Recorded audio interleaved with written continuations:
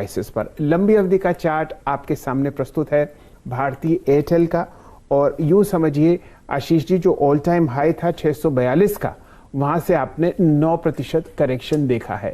वो क्यों हुआ ये आपको बताएंगे हर्षदीप। कंपनी फंड रेज की तैयारी कर रही है और लग रहा है कि फिर लाइफ हाइस की तरफ जाएगा। आपको यतिन आगे बताएंगे कि किस तरह से ब्रोकरेजेस इस पर्टिकुलर डेवलपमेंट को देख रहे हैं। लेकिन राइट्स इशू के जरिए 21,000 करोड़ दरअसल कंपनी रेज करने वाली है। और इसमें आप ध्यान रखिएगा, जो फ्राइडे का क्लोज था 588 रुपीज 45 पैसे था, तो ज्यादा डिस्काउंट नहीं, करीब 9.9% के आसपास के डिस्काउंट पर ये इशू आ रहा है। 25% अपफ्रंट पेमेंट होता हुआ दिखाई देगा, जो करीब करीब 5,250 करोड़ के आसपास का है।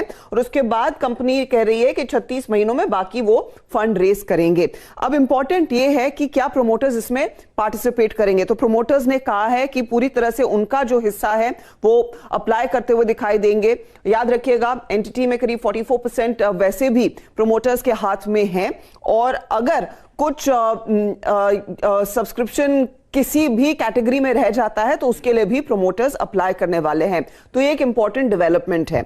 दूसरी तरफ शेयर धारकों के लिए इसमें क्या है, तो अगर आपके पास भारतीय एयरटेल के 14 शेयर है, आपको एक राइट्स का शेयर मिलता हुआ दिखाई देगा, उसके लिए आप अप्लाई कर सकते हैं। ये एक और डेवलपमेंट यहां पर देखने को मिलेगी। तो उस लिहाज से आप देखेंगे करीब करीब 7% के आसपास का डाइल्यूशन हो रहा है। लेकिन आगे की कमेंट्री पर बाजार की नजरें रहेंगी। तो आज दोपहर 2:30 बजे ठीक कंपनी की कॉन कॉल भी होने वाली है, जिसमें सुनील भारती मित्तल खुद पार्टिसिपेट करेंगे और एक आउटलुक देते हुए दिखाई देंगे। तो ये इनफैक्ट एक स्टॉक जो आज सबसे पहले रेडार पर रहेगा, और कई सारी ब्रोकरेज रिपोर्ट्स भी इसको थम्स अप दे रही हैं। तो रही बात ब्रोकरेज रिपोर्ट्स की, यतिन मोता साहब को जोड़ते हैं। यतिन जी, जन्माष्टमी की शुभकामनाएं। बताइए किस हिसाब से ब्रोकरेजेस की रणनीति बन रही है इस राइट्स इशू पर।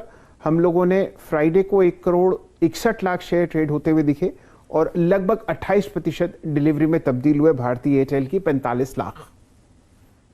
नमस्कार शैल जी, और सभी को जन्माष्टमी की बधाई। भारतीय एयरटेल का जहां तक की सवाल है, वीकेंड पे जो बोर्ड मीटिंग थी उसमें राइट्स इशू का निर्णय लिया गया। जहां तक की ब्रोकरेजेस का सवाल है, सभी ब्रोकरेजेस उत्साहित हैं, क्योंकि ये फंड रेजिंग 5G ऑक्शन के पहले पहले और जो कुछ ही महीनों में स्पेक्ट्रम ऑक्शन होने वाला है उसके पहले पहले कंपनी ने ये डिसीजन लिया है, जिसको